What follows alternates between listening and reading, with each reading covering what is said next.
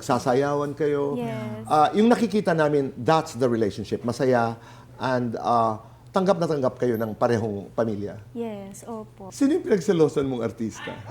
Lagot! Hindi naman malaking deal dito, boy. Ay, hindi Ginagamit naman. ko lang naman po siya as rason para maglambing. Ah, Pero hindi okay. naman po talaga ako ganun kaselosa. Pero minsan, pag gusto kong magtampu-tampuhan, ayun. Sabihin mo na ako na nga. Tago yun. na lang Ano na. ba yan? Actually, si Sasa po talaga.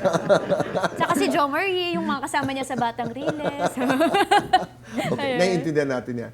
Meron bang nagpapatibok sa iyong puso? Actually, dito ba I'm seeing someone? Ala! Ang arte naman. Diyos ko, napagastos ako ngayong Christmas. Sorry. Christmas rush. Sorry. Kasasabi mo Hindi lang naman. napakahirap pagbitaw ng pera, pero parang exception yata ito. Wisely naman. Sorry. Which is right. Oh. Pero ano naman, Tito Boy, parang hindi naman. This time around, mas matalino na ako sa pagmamahal. Ayoko, non-showbiz siya. Kasi, makalat yung ganyan kasi. O, di ba, nandito tuloy tinatanong. Sorry.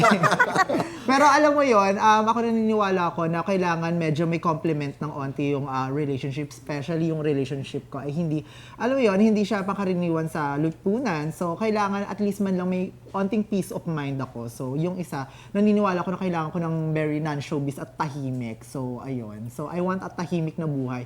Nagde-date pa lang naman, Tito Boy. So, hindi ko ma-flex ngayon. Malay mo, bigla akong i-ghost, di ba? Oo, at least masaya ang iyong puso.